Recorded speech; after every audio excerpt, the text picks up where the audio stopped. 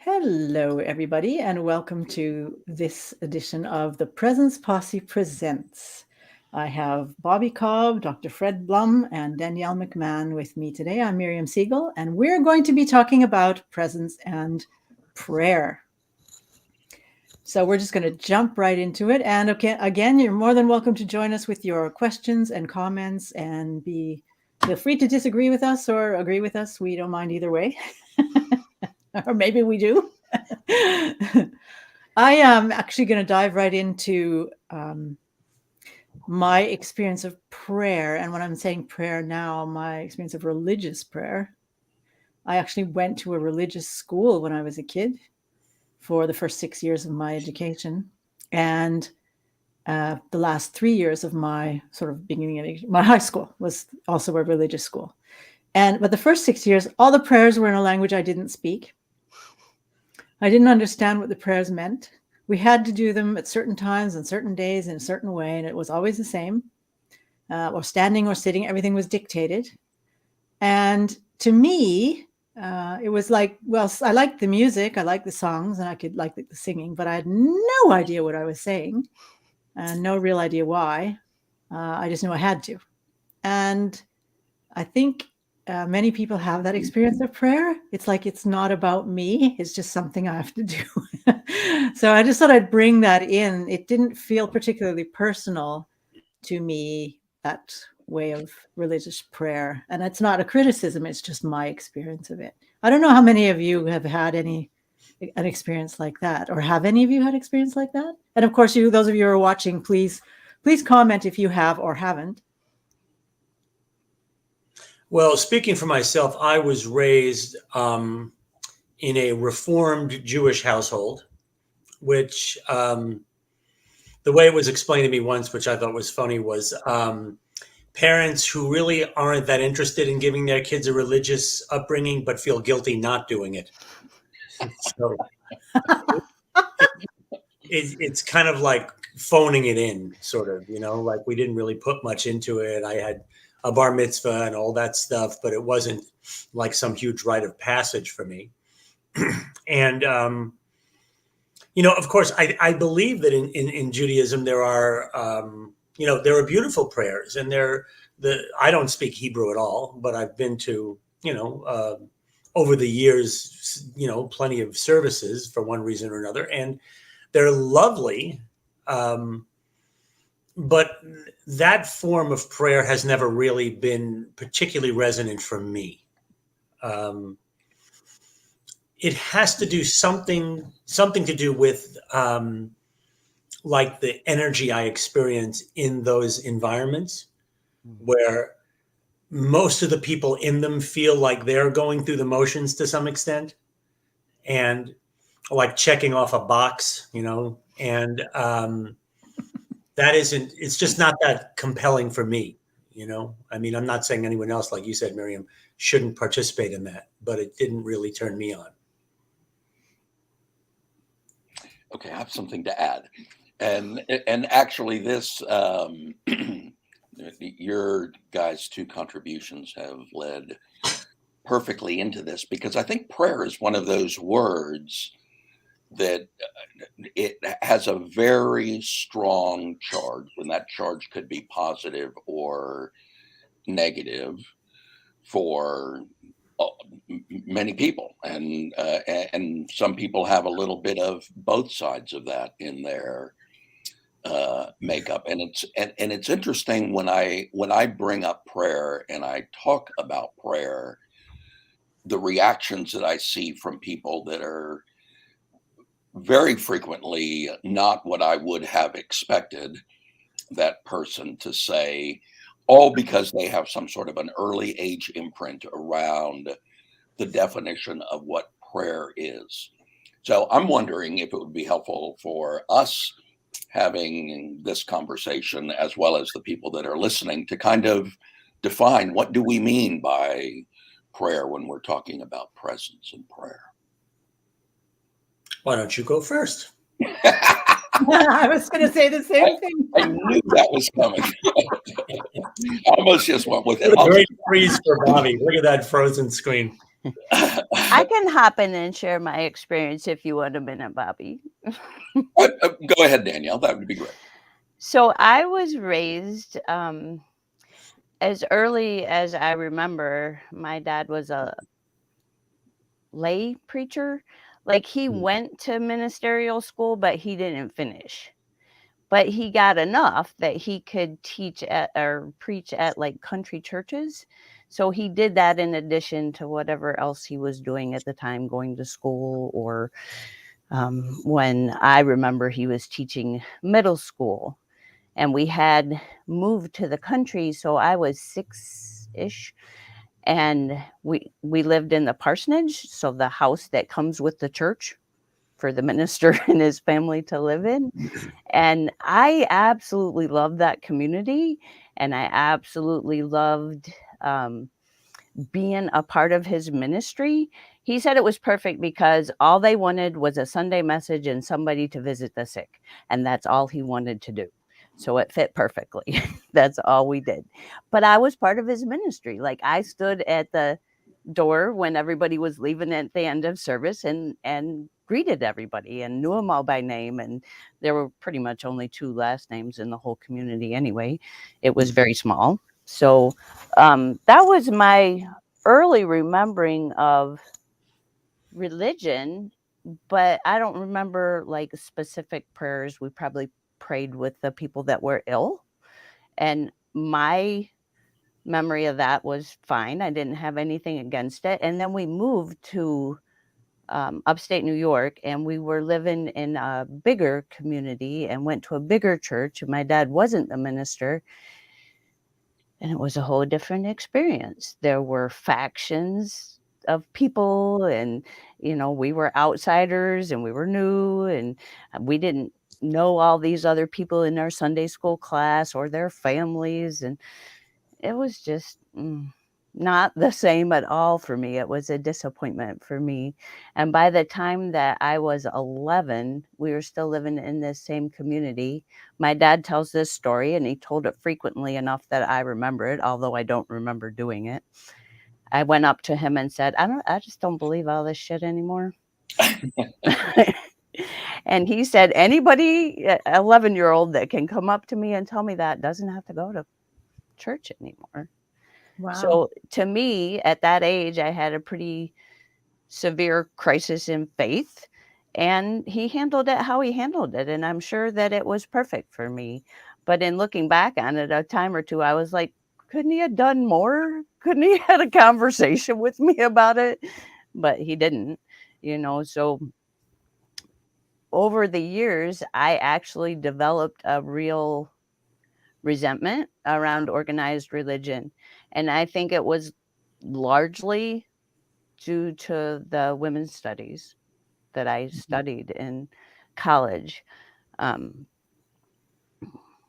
there were a lot of contributing pieces along the way where I just felt like God's name had been used to start wars, to oppress people, to like organized religion, in my opinion, is crowd control, right? That's what it's there for. So it's a whole different experience that I've had throughout my life about what it means to be religious, to be spiritual, to be. So I posted that thing on our event page that says our thoughts are prayers. Everything that we think goes out there, right? Like even if we don't say it out of our mouth, it is there. And the more that we harbor a thought or a prayer, the more likely it is we're going to see it in our experience. That's where I am with it now.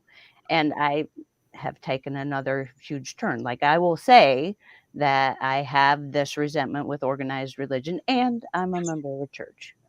But I found a church that I believe in, that isn't about worshiping the rules or the dogma or the doctrine or the whatever path you're on, and it works for you.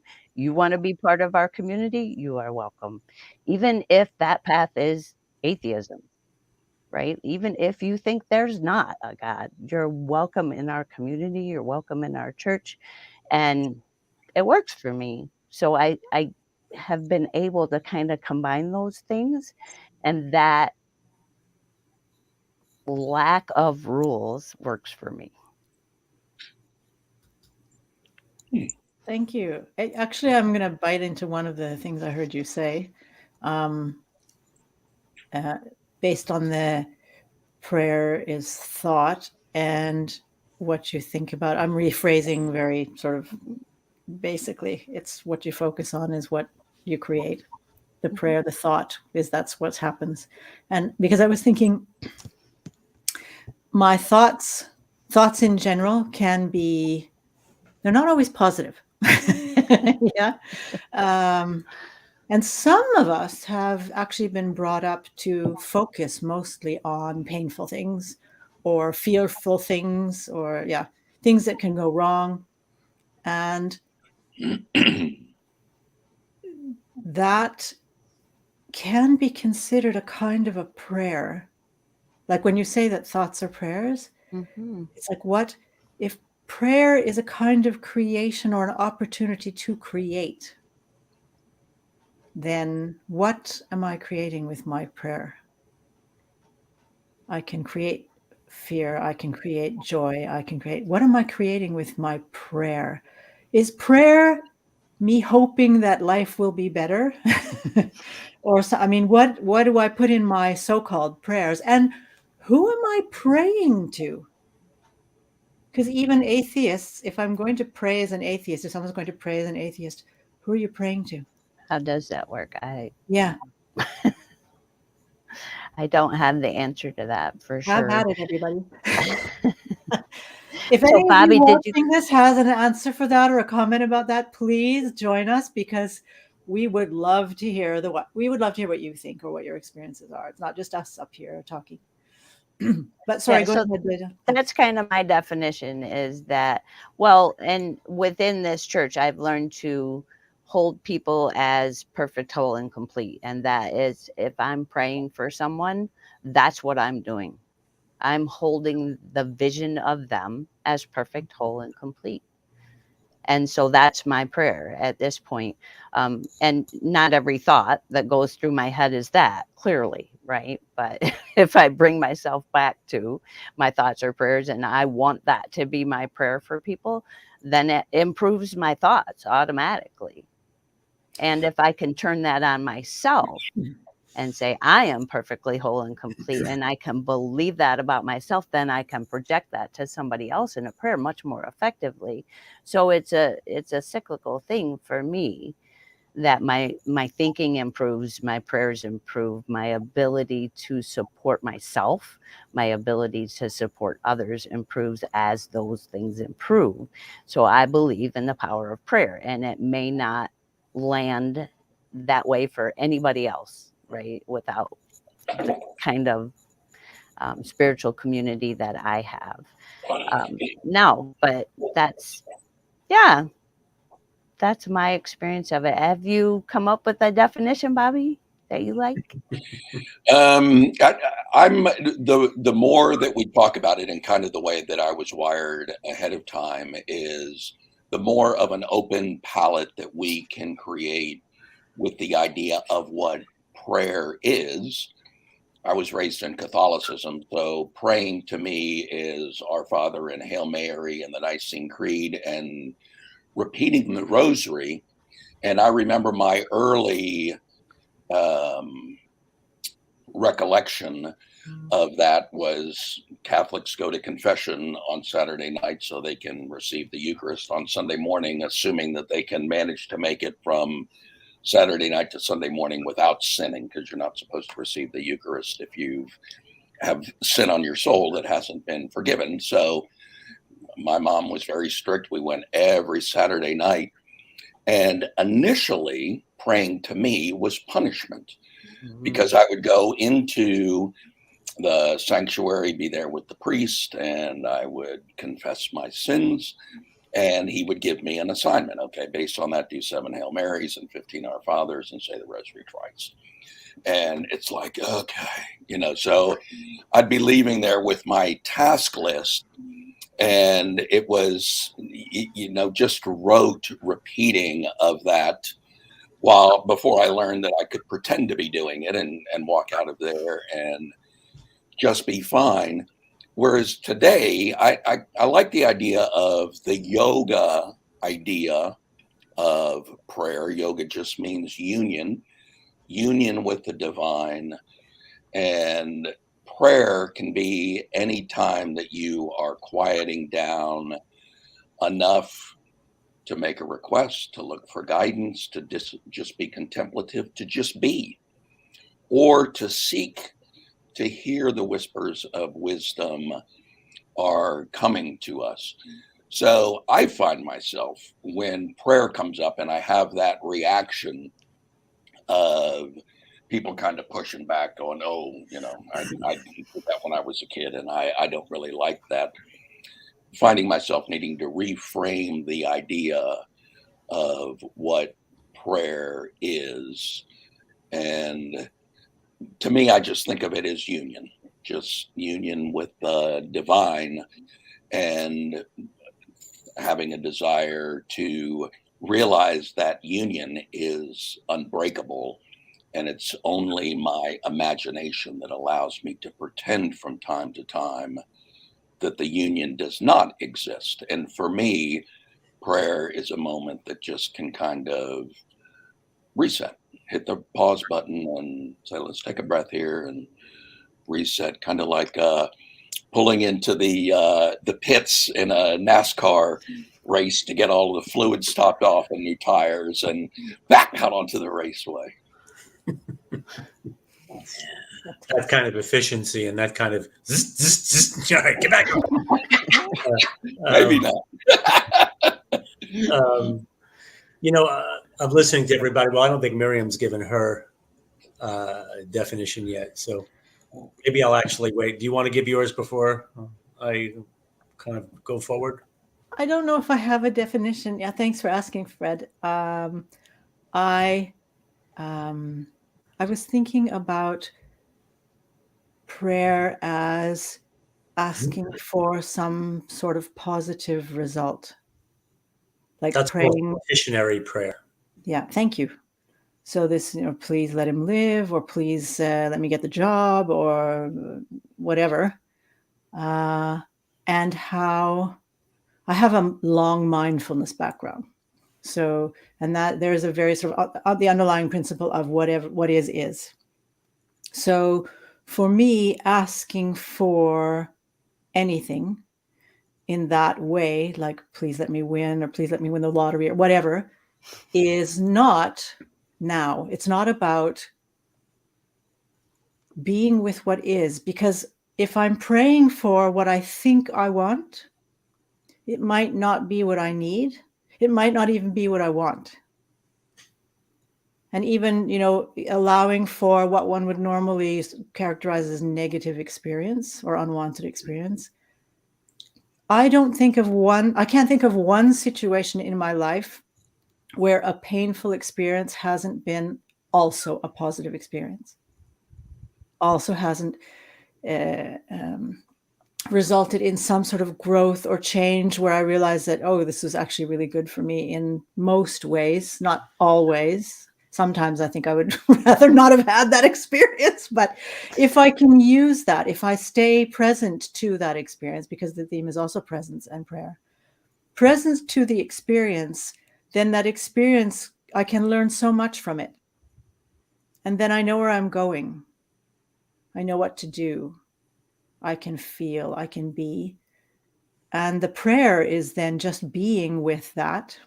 As Danielle was mentioning, it's the thoughts, or even not even just thoughts. It's actually the experience of just being present. Presence and prayer is then the same for me. So I don't know if I have a definition for it, but I do have an experience of prayer. Maybe a prayer for me would be, I'm thinking of the Serenity Prayer. Grant me the serenity to accept the things I cannot change, courage to change the things I can, and wisdom to know the difference. It's, for me, it's just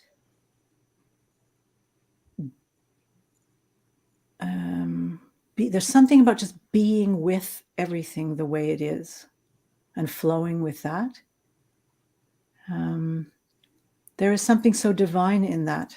That whole experience is, well, I don't know if I'd call it prayer. I'd call it divine anyway. So yeah, I'm not hearing a definition. Sorry. Go for it, Fred. You really nailed it down there. No. Me. Well, no, but you something. Looking at Malcolm's new station. Sure, absolutely. I'm going to build, I think, on what I just heard you say, Miriam, and this literally just occurred to me. I'm going to use the word God, and I don't use the word God in some kind of a particular sense, like some supreme being or whatever. So whatever that may be, maybe you just use the word the universe or consciousness. But it just occurred to me as you were speaking that maybe one way to think about it is that we are, or existence is, God's prayer. Like we are here as, Danielle said every thought is a prayer. So, we just are all the result of some kind of frequency that God creates us out of. Hopefully that makes some sense. And towards that end, for me, I'm really not that interested in what I think, at least not, sometimes I am, but I'm not generally that interested in what I think. And so prayer wouldn't really, it's not something that I actively do, like, please God, give me this, or whatever the case may be.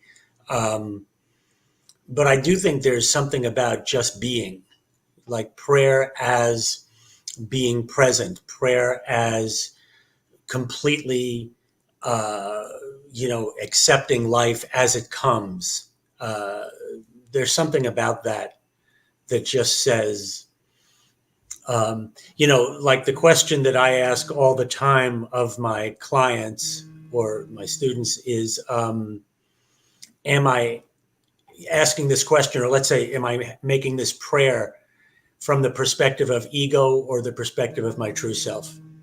And almost always I would probably have to answer ego to that question, and so that's just something for me to reflect on. It's not a definition so much, but it kind of puts a little bit of context into what it is really that I am doing when I'm trying to pray or trying to make something happen in the world.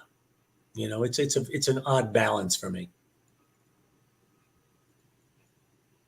That made a lot of sense. Oh, good. At least for me, I can recognize a lot of that. And I actually had a thought about something. Of course, it's gone right out of my mind now just because I was going to bring it up. Anyway, I'm going to put up Malcolm's next comment. And Bobby, it looked like you were going to say something, but you're muted. So just so that you looks like you've muted yourself. And now you're frozen. There you are. Okay. Frozen and muted. Frozen and muted. And we have him back to life. Yay. Some people think that's when I show up. We prayed him back. That's right. Were you going to say something? Yeah, I did. So, Fred, as you were going, actually all three of you really, as you were going through that, the thing that was popping into my head is the traditional form of prayer that a lot of people are conditioned into is the belief that if we live a pious enough life and we're good and, we make our correct entreaties to God, then we'll have everything.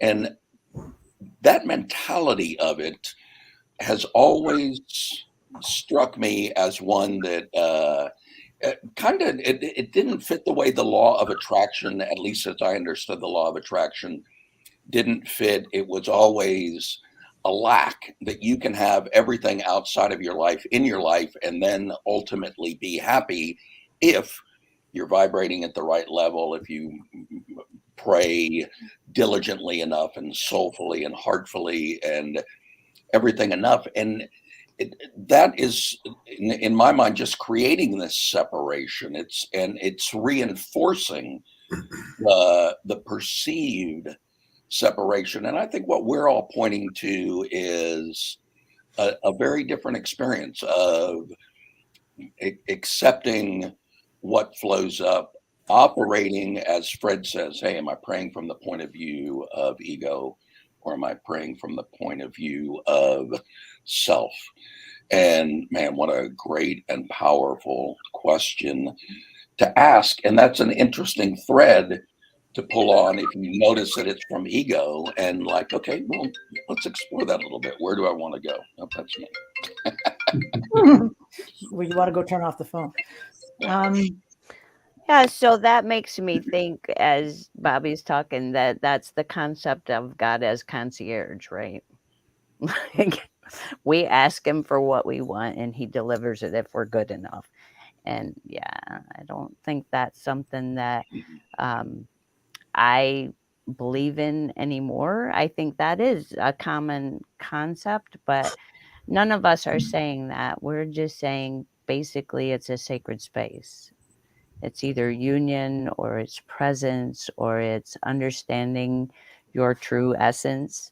All of those things kind of come down to the same thing, that we have the ability to connect with a part of ourselves that is not in this dimension, but is who we truly are. And it's very hard to put language to that sometimes. And that's what I think the Presence Posse has been doing in every subject that we broach, is how do we bring that true essence into our day-to-day lives?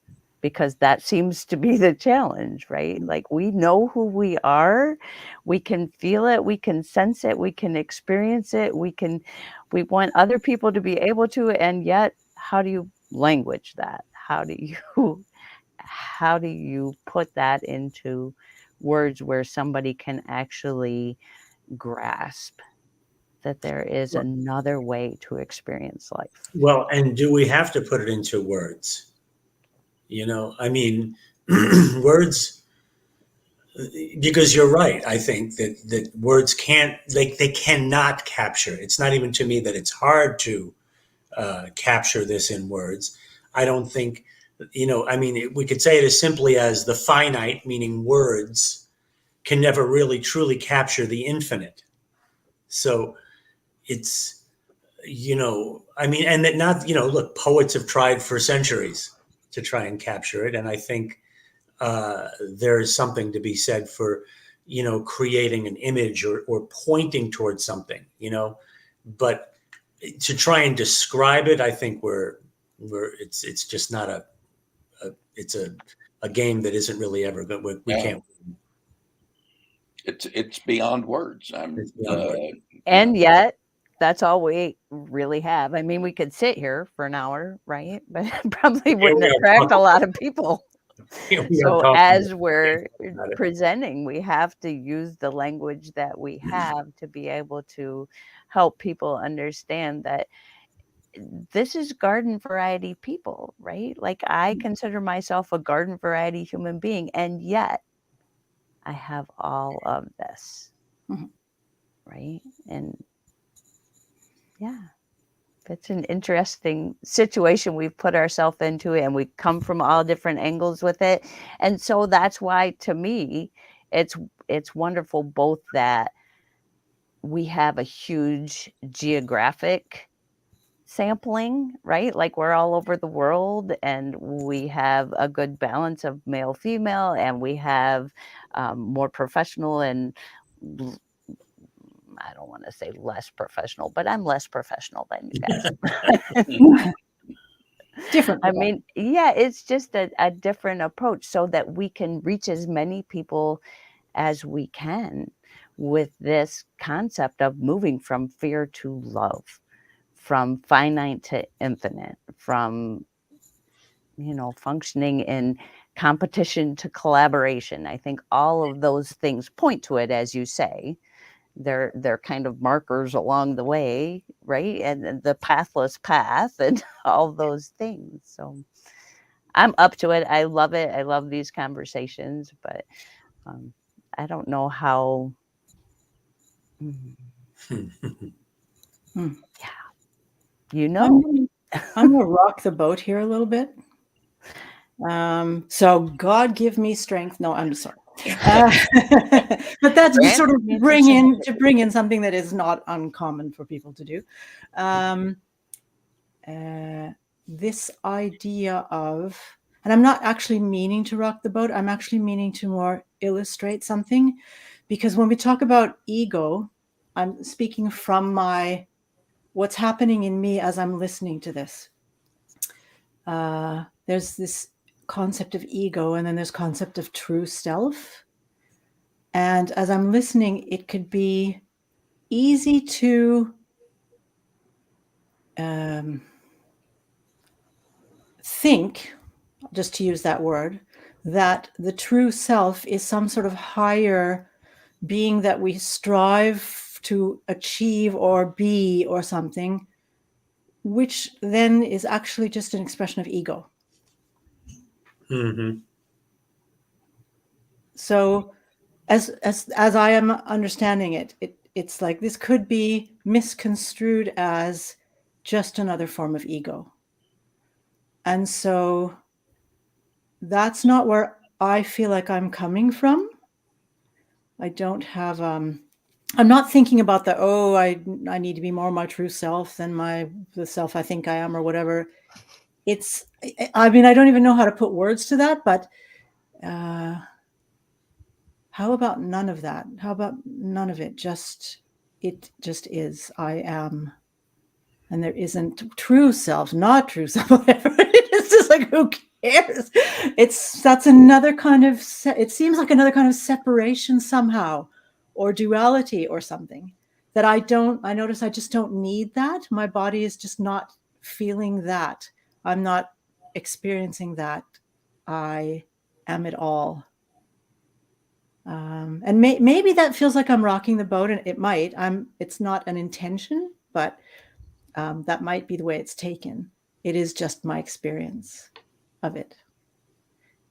True self, not true self, ego, not ego. It doesn't matter.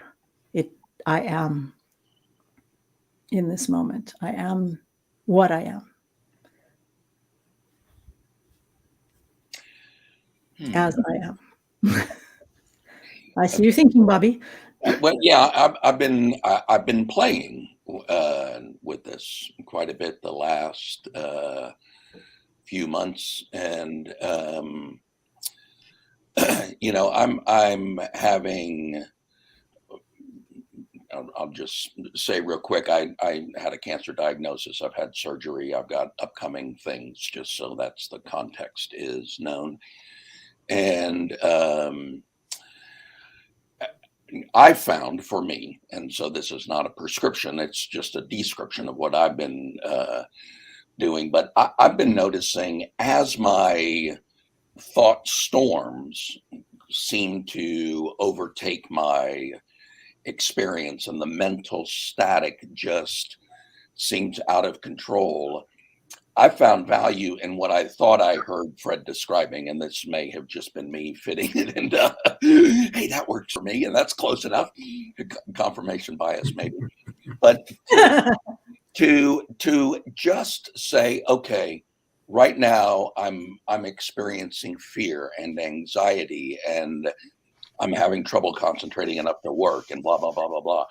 And when I sit in that and I think to myself, who is it that's experiencing this anxiety?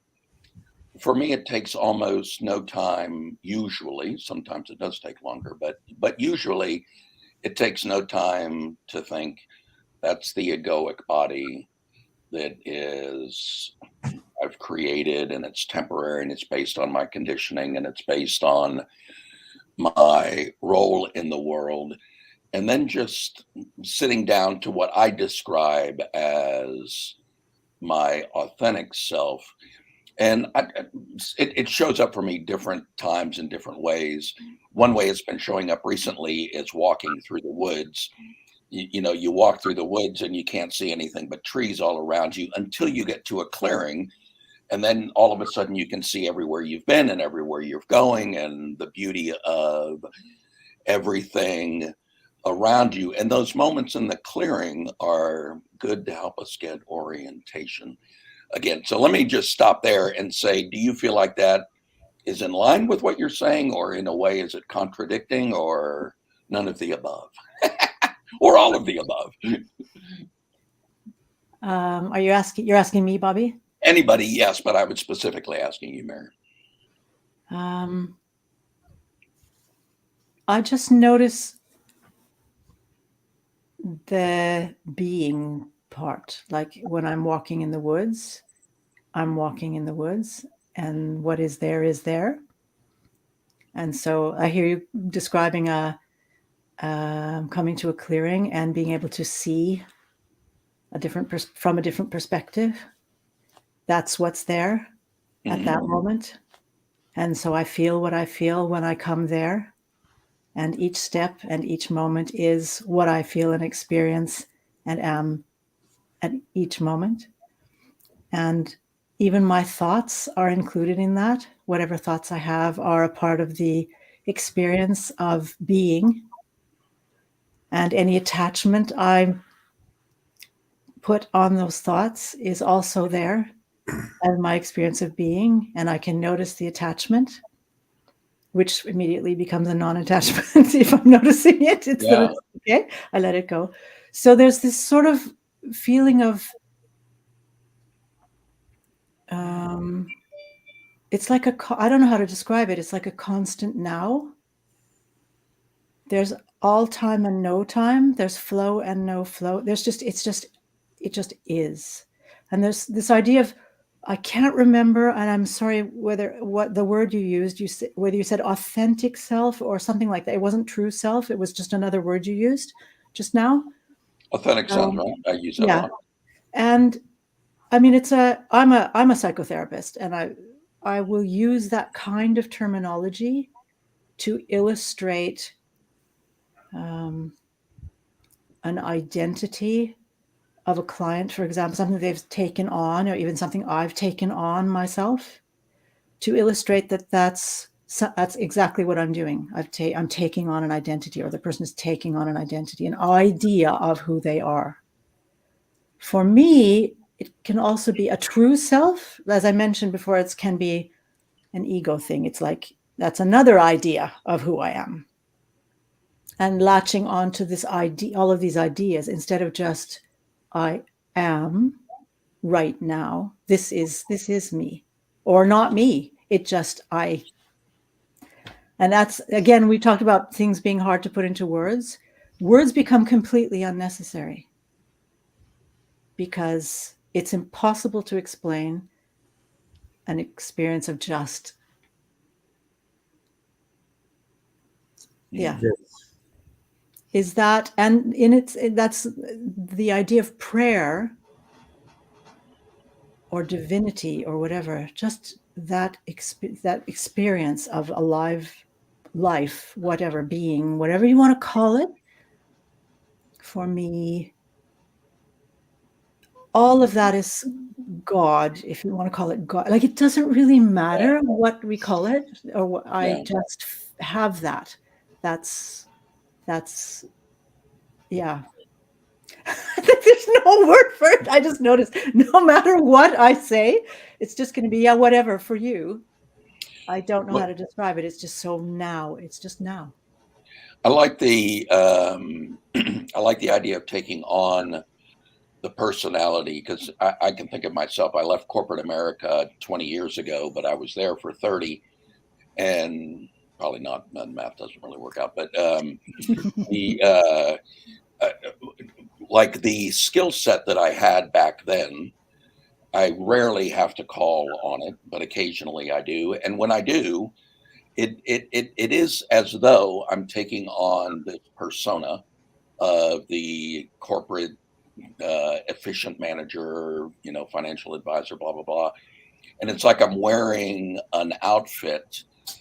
And what I was hearing as you were describing all of that was that is definitely part of me. It's not all of me, but it's, I can be authentically efficient and still be one and still recognizing this is not going to be the same mode that I am in later when I'm having dinner with my girlfriend.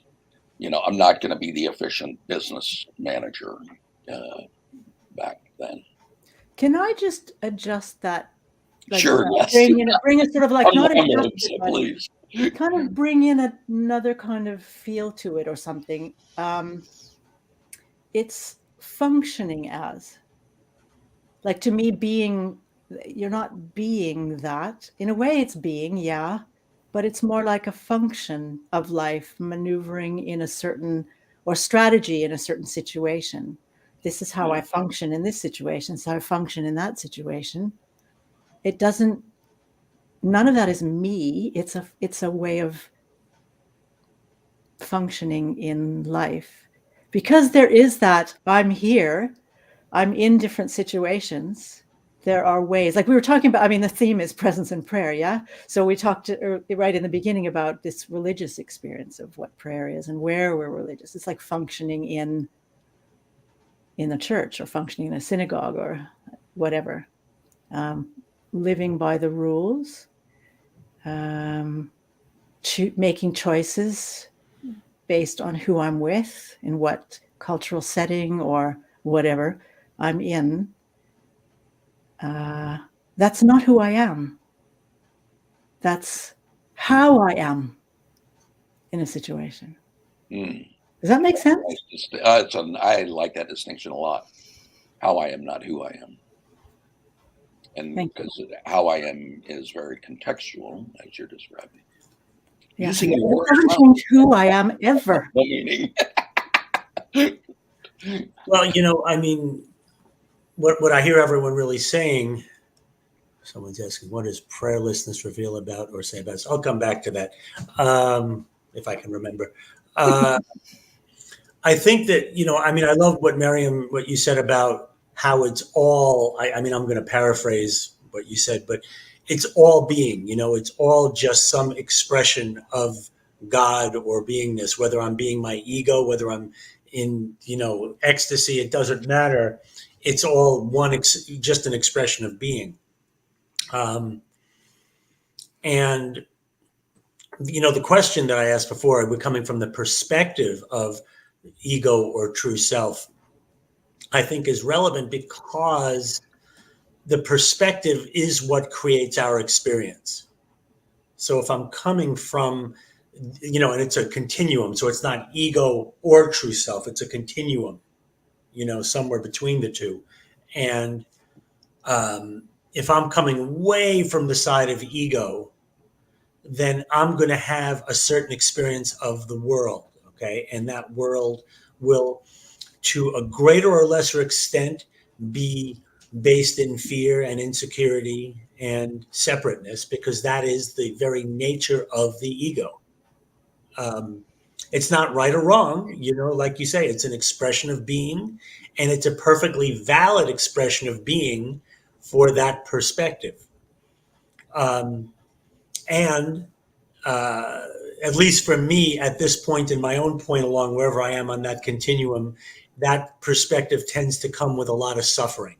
It feels very contracted. It feels like I'm trying to squeeze myself into a tiny little box. So I just find myself coming from that perspective less and less. This is in the world, but not of the world.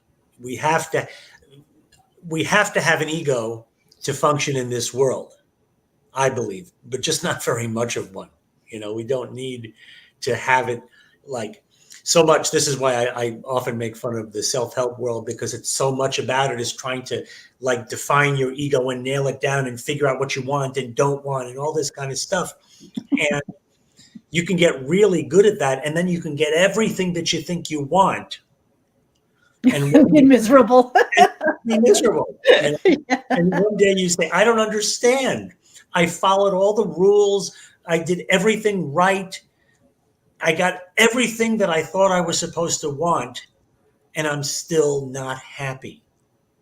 And at that point, hopefully, either there's some innate thing in you or you have someone in your life that says, if what you're looking for is happiness, true happiness or peace or freedom, you're just looking in the wrong direction. You know, the good news is you were never separate from it.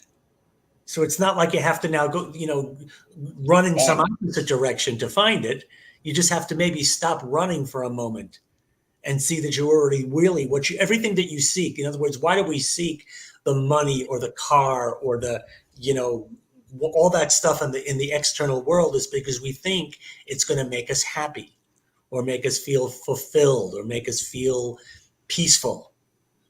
And when we finally see that those things are intrinsic to who we are, we can stop chasing them. Yeah, that's a fantastic point. That's this constant chasing.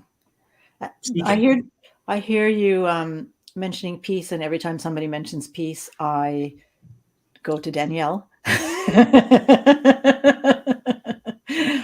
Partly because I experience Danielle as quite a peaceful personality, but also because you focus on peace in your work.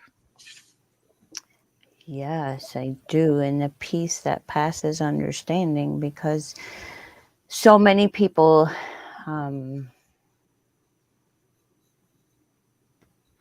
feel like they have to understand it. You don't have to understand it. You have to experience it. Mm-hmm. Right? Like, we just aren't aware of how the mind, the brain, the neurons in the heart, the neurons in the gut, the biology that we live in all interact with all the energy that's out there, because we've never been taught that. And it's there. The information's there. And it's very clear that everything is energy. Everything is energy. So when you speak of being in that place, moment to moment, and not feeling like there are different parts of you, you are one integrated mass of energy in a skin suit. I don't know how to say it differently. I know that you struggled with it, but that's something you've accomplished that I don't think most people can even grasp, right? So they put it outside of themselves because they don't understand that it's in them. So that's why we have to chase it, because it's outside of us. And once we realize that it's not outside of us, then we experience life peacefully. Like, it's just going to be what it is. It's just going to be okay. We can build all the drama that we want to around it. We can get caught up in the mental and emotional loops of it, and we can suffer if we choose to, but we don't have to choose to. But there's lots of interesting comments and questions, and I want to interact with these people. And not one of them, one of them now is directed at me, Danielle McMahon. I was waiting for that one. Part of the reason I haven't put them up is because some of them are taking the conversation in a completely different direction, and it's too late in the hour. So it's not to avoid the comments. Some of them are also very long, so it's difficult to post them on the screen. So it's not just so that you guys, and we're really grateful for your comments, and we can also answer them after the show when we write. We can write in the comments. Some of the reasons why I'm not bringing them up is there's a time constraint and also a space constraint. So, but since you mentioned the question that came up for you, Danielle, I'll put it up there, but it's quite a different direction, and we've only got 7 minutes left. It's not really a different direction from what I was just talking about, because there has to be time in your day-to-day life to experience this.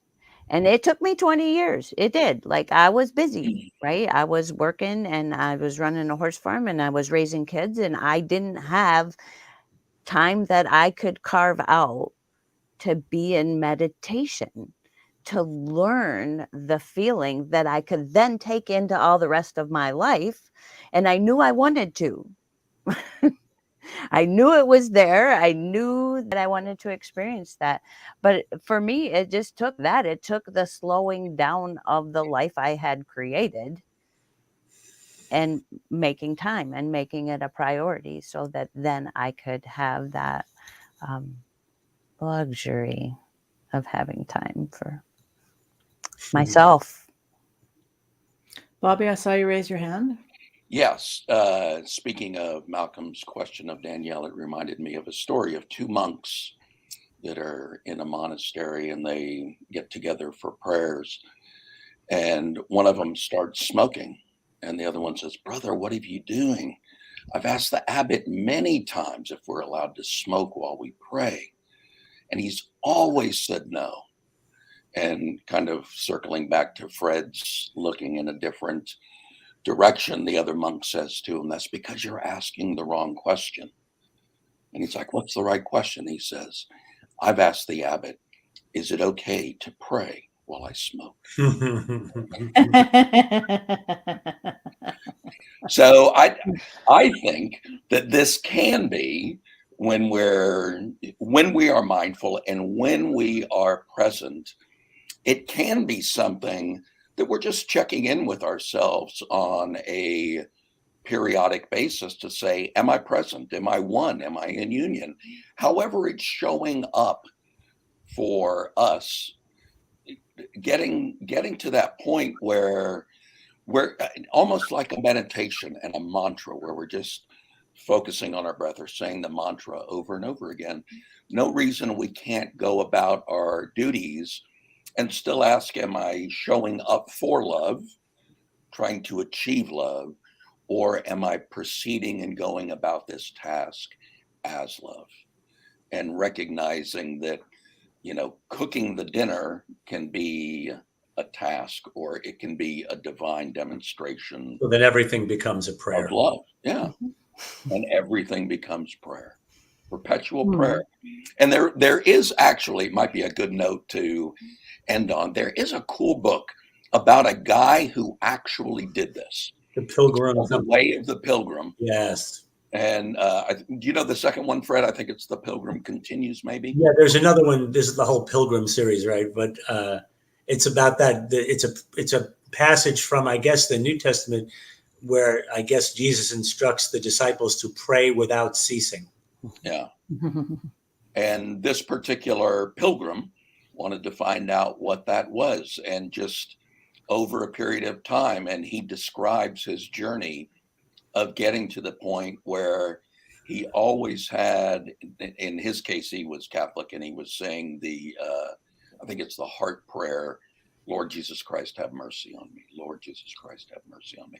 And he just kept saying that over and over again. So even though that's not necessarily the type of prayer that we've been talking about today, I think it's fine to pray while you smoke.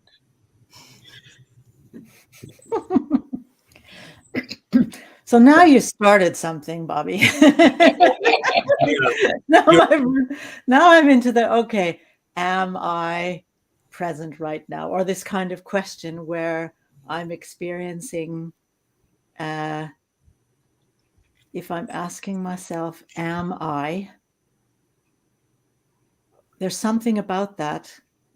It feels like, well, let me put it this way. If I'm asking myself, am I, and I'm checking to see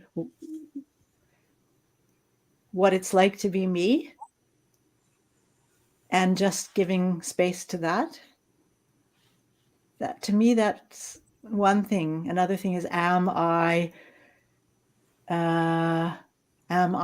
meeting the situation with love right now? Mm-hmm. There's something about that, making it into something. I may be misunderstanding what you're saying, but for me, that's change. I don't know how to explain it. It's not being with and in what is.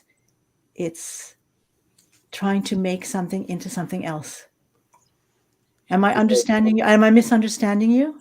I don't know that I'm understanding what you're saying. So I guess there would be lots of room that we are getting into a little challenge as we try to go beyond words, but we still need words to do it. The only thing I'll say is when you said "am I" a couple of times, and it occurred to me that maybe if you just switch those two words, you'll be fine.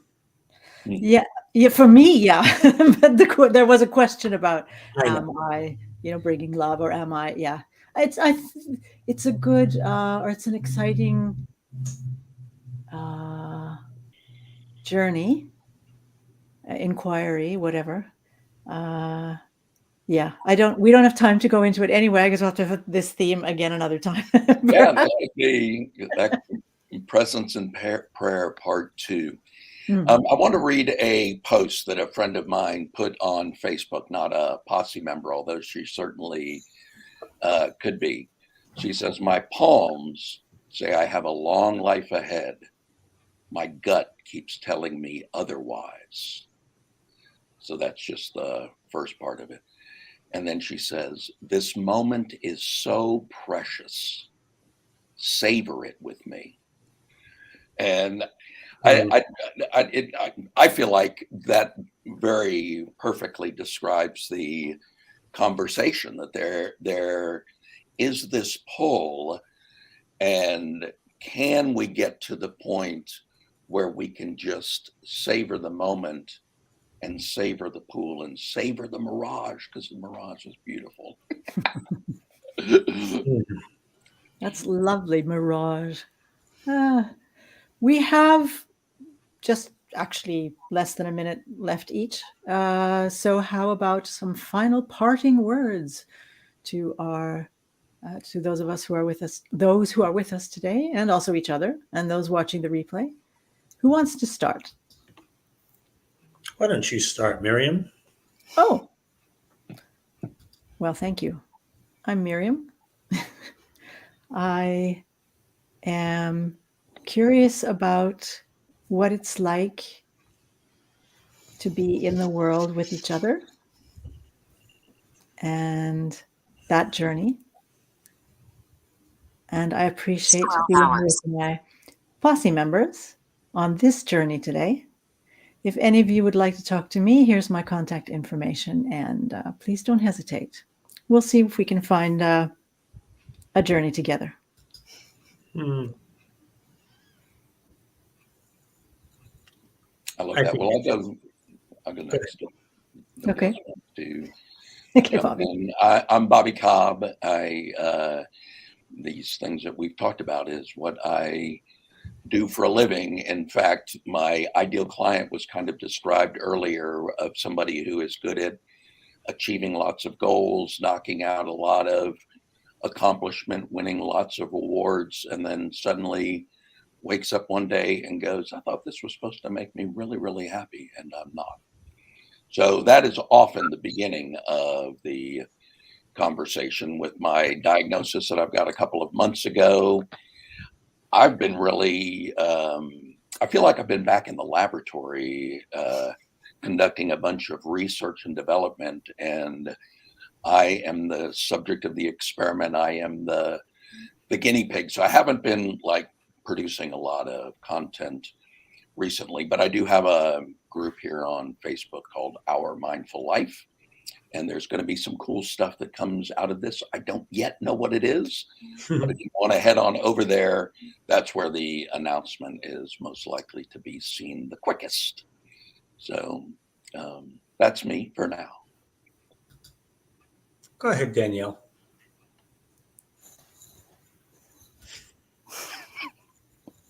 That's pretty much all I got. My brain game journey starts with the half a dozen beautiful souls that have signed up for it in about 2 hours. So if you would like to reach out to me for any other reason, I would be glad to speak with you.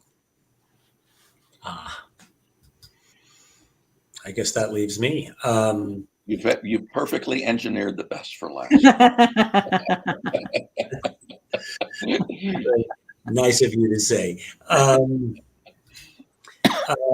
Fred, and I like nothing better than having these conversations, either in a group like this or in a one-on-one format, or in a course. And actually, I will let people know about that. I have a course called the Freedom Course, which goes very deep into these ideas about who we really are and who we really aren't. It is a 10-week course, and I'm still accepting participants as late as this Thursday. It's really a fun course. This will be about, I think, the fourth time that I'm doing it, and I think it's really a powerful and transformational experience. For at least it is for me every time I do it.